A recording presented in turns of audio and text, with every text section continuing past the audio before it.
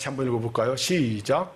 내 이름으로 일컫는 내 백성이 그들의 악한 길에서 떠나 스스로 낮추고 기도하여 내 얼굴을 찾으면 내가 하늘에서 듣고 그들의 죄를 사하고 내 땅을 고칠지라. 아멘. 역대하 7장 14절 말씀입니다. 작년에 최순실 농단이 나타났을 때 아버지 말씀을 주십시오. 저희들이 무엇을 해야 됩니까? 이 말씀을 주님이 주셨어요.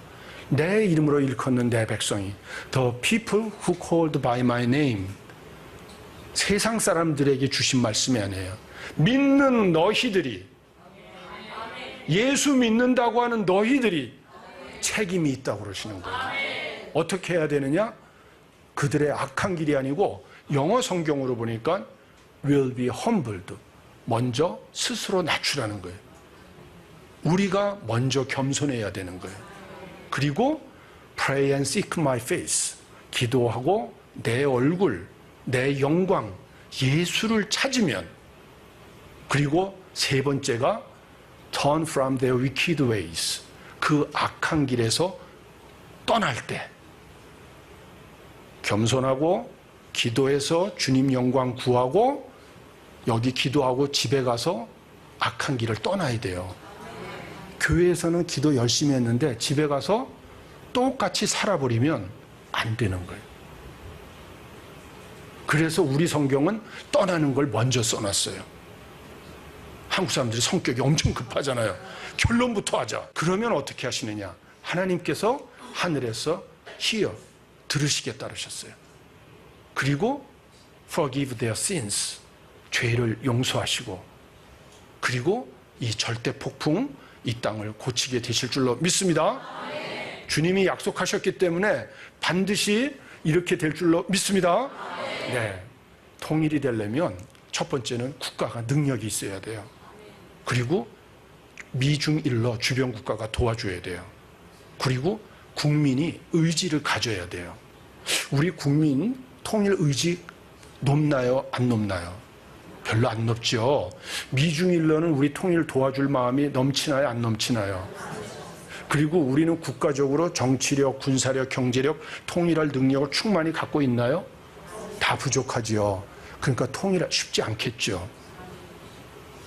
너무 안타까워요. 분단 72년이 됐는데도 여전히 통일을 해낼 능력과 환경과 의지가 부족해요. 이게 현실입니다. 우리가 통일을 해보려고 그랬어요. 전쟁으로. 38선은 무너졌는데 다시 뭐가 생겼죠? 휴전선이 생겼어요. 그래서 박정희 대통령 때 대화로 통일을 해보려고 그랬어요. 그래서 그 딸 박근혜 대통령이 이르기까지 46년 동안 8개 정부를 거치면서 대화로 통일을 해보려고 그랬는데 결론 북한이 5차례 핵무기 실험하고 70차례 이상 미사일 발사하고, 그래서 대화로도 통일이 안 되는 걸 이제는 우리 다 깨달았어요. 그럼 이제 어떻게 해야죠? 결론? 아멘. 아주 우리 응답교회 수준은 참 너무 높아요. 복음으로 하나님께 기도할 때 하나님께서 복음 통일을 허락하실 줄로 믿습니다. 이 통일 3.0의 시대가 열리게끔 해야 되고, 이것이 문재인 정부에서 시작이 돼야 되는데 모르겠어요. 해낼 수 있으실지. 정말 도와드리고 싶은데 모르겠습니다. 제가 통일연구원에 이제 1991년에 박사학위를 받고 들어갑니다. 그때 통일연구원이 창설이 돼요. 그래서 창설 멤버로 들어가서 아침에 큐티 하는데 연구실에 도착해서 이제 저는 국내에서 했기 때문에 영어를 잘 못해요. 그래서 국제사회에 나가서 회의를 하려면 영어를 해야 되니까 NIV 영어 성경 갖고 큐티를 그거 갖고 한 거예요. 그런데 93년 어간에 주님이 주신 말씀이 이거예요. Faithless Israel is more righteous than unfaithful Judah. 여호와께서 내게 이르시되 배역한 이스라엘이 패역한 유다보다 오히려 의로우나니 너는 가서 북을 향하여, 이렇게 돼요. 저 11절을 보다가 제가 너무 놀랐어요. 2700년 전에 팔레스타인 땅도 오늘 한반도처럼 남북으로 갈라져 있는 거예요. 남쪽에는 지금 대한민국이 있고 북쪽에는 북한이 있지 않습니까? 2700년 전 팔레스타인 땅도 남북으로 갈라졌는데 남쪽에 있는 게 유다, 북쪽에 있는 게 이스라엘이에요. 그런데 어느 나라가 더 의롭다고 그러셨죠? 주님이? 이스라엘이 더 의롭다는 거예요. 저는 저 말씀이 너무 충격이었어요. 북한이 남한보다 의롭다는 거예요. 아버지, 이거 국가보안법에 저촉될 수 있어요. 이런 묵상은 굉장히 위험해요. 근데 그 앞에 형용사가 붙었어요. 배역한, faithless, 믿음이 완전히 사라진 북쪽이 unfaithful, 패역한, 믿음이 있긴 있는데 병든 믿음을 갖고 있는 6만 교회와 11만의 목회자와 1200만의 성도의 숫자는 자랑하지만 물질주의와 기복신앙과 이기심에 물들어 있는 대한민국보다 믿음이 사라진 북쪽이 하나님께서 보시기엔 더 의롭다. 저는 저 말씀이 그렇게 묵상이 되는 거예요. 너무 놀랐어요.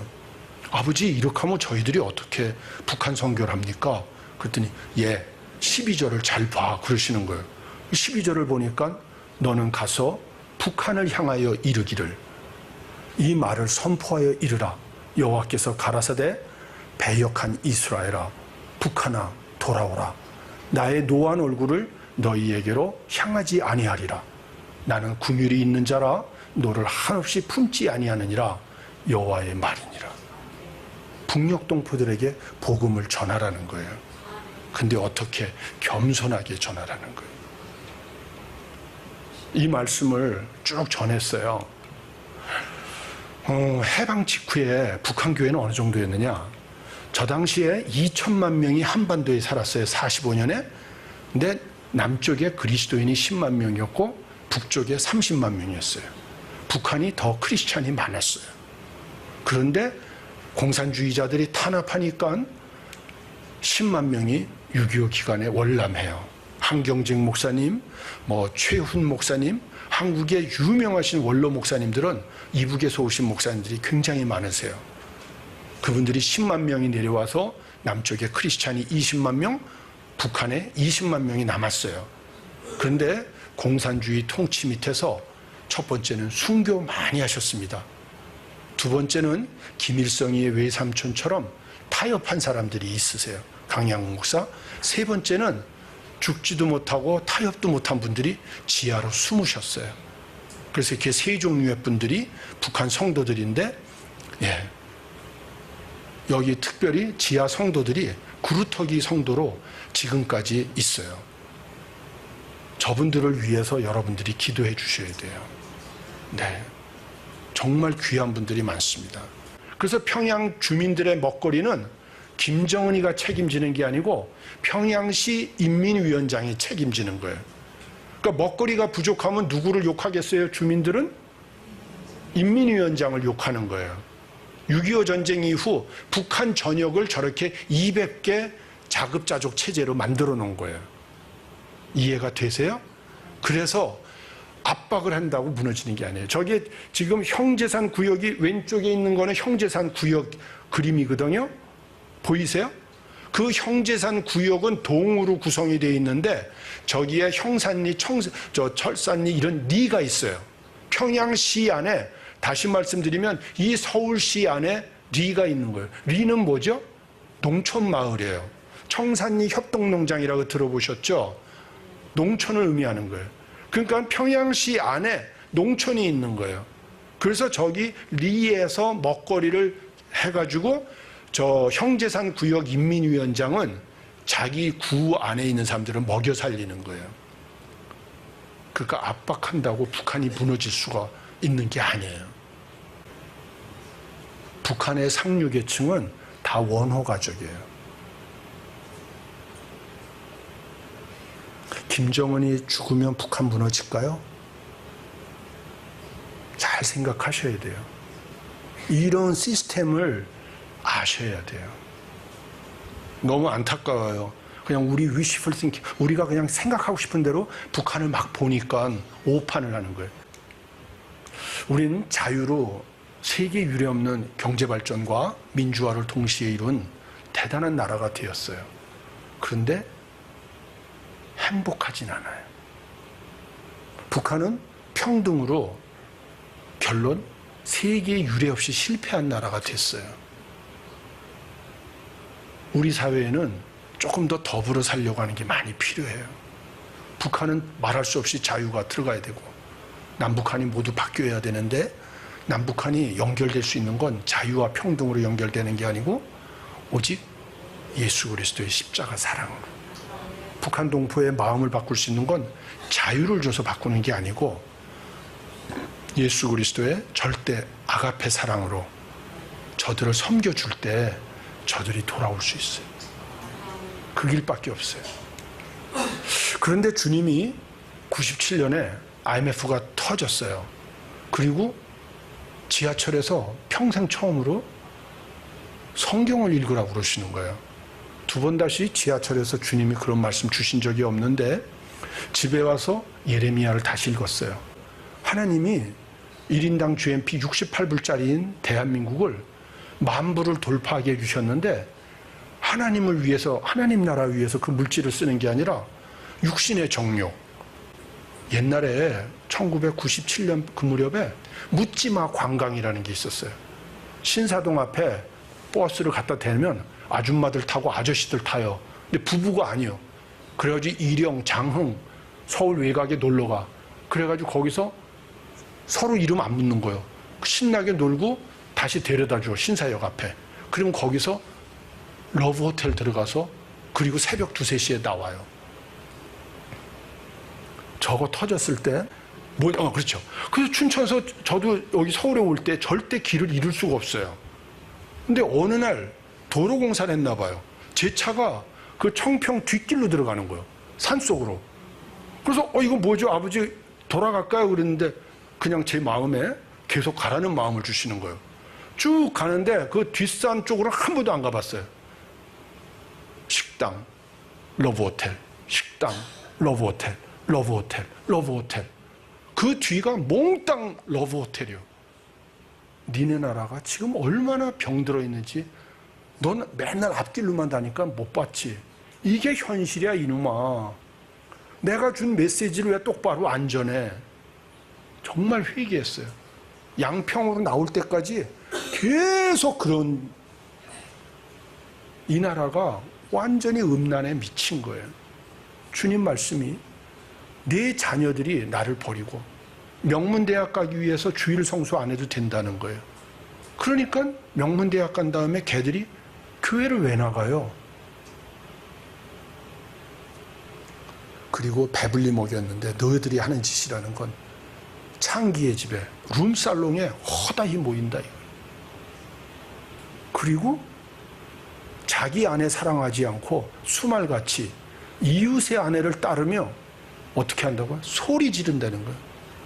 지 아내 사랑하지 않고 남의 아내 쫓아다니면서 연애질 하자고 그런다는 거예요. 하나님이 100배도 넘는 축복을 주신 거예요. 6,800불짜리 나라가 100배 해봐야 6,800불밖에 안 돼요. 근데 10,000불을 돌파하게 해주신 거예요. 36년 만에. 그런데 그 물질 갖고 하나님 위해서 안 쓰시니까 하나님이 10,000불 돌파한 96년 다음에 97년에 IMF 경제 위기를 그대로 때려주신 거예요. 나라가 아주 쫄딱 망했죠. 그때 한 번. 회개하라고 주님이 IMF를 왜 주시느냐. 주님이 저 말씀을 주시는 거예요. 니네 회개하라고. 근데 니네 장로들은 모여가지고 이렇게만 기도한다는 거예요. 주여 우리가 돌이키겠나이다는 안 하고 아버지 한국 경제가 너무 어렵습니다. 경제 안정을 주시옵소서. 회개는 안 하고 부흥만 외치고 있고 회개는 안 하고 발전만 달라고 그러고 아버지 마음이 미어지신다는 거예요. 근데 우리나라를 하나님이 어떻게 해주셨냐. 이 우리나라 꽃이잖아요. 무궁화. 이 무궁화를 98년에 남북한 통일 그 국가 상징을 연구하다 보니까 제가 우리나라 거를 이제 섬기게 돼서 연구를 했는데 박사님들을 모시고요. 팀장에 대해서 하다 보니까 무궁화가 영어 이름이 The Rose of Sharon인 거예요. 샤론의 장미, 샤론의 꽃. 아가서 2장 1절에 있는 거예요. 무궁화가 샤론의 꽃인 거예요. 찬송가 아가서 2장 1절 I am a lily of valley and rose of Sharon. 찬송가 89장에는 샤론의 꽃 예수 이렇게 돼 있는 거예요. 지구상에 무궁화를 국화로 갖고 있는 나라는 대한민국밖에 없는 거예요. 제가 한번 특강을 하는데 여학생 하나가 박사님 이스라엘도일 것 같은데요. 그래요. 그랬더니 중간쯤에 앉아나 50대 한 중후반 되신 분이 멋진 목소리로 아닙니다. 그러셔요. 그래서 아니 선생님 어째서 아니라고 생각하셔요? 했더니 네 제가 히브리 대학에서 박사했습니다. 그 이스라엘 국화는 무궁화가 아니에요. 지구상에서 예수를 상징하는 무궁화를 국화로 갖고 있는 나라는 대한민국밖에 없어요. 너무 놀라운 거예요. 우리나라 이름이 대한민국이에요. 사람 이름이 성과 명으로 구성이 됐듯이 국호는 국명, 코리아가 국명이에요. 민국이는 국체예요. 국가체제. 민국이는 준말인데 민주공화국의 준말이에요. 그래서 옛날 우리의 국호는 대한제국이었어요. 황제의 나라였던 거죠. 그런데 이제는 국민이 주인인 대한민국이 된 거예요.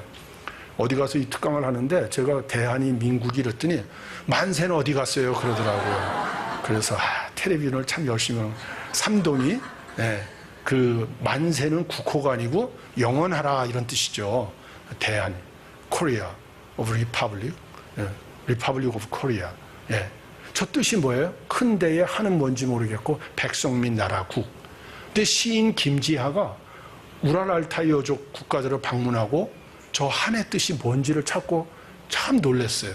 한이 밝다, 크다, 위대하다, 왕이시다, 정가운데다, 한중앙이다 이런 한 10몇 가지 뜻이 있어요. 근데 우랄 알타이 여족은 하나님을 한이라고 그래요.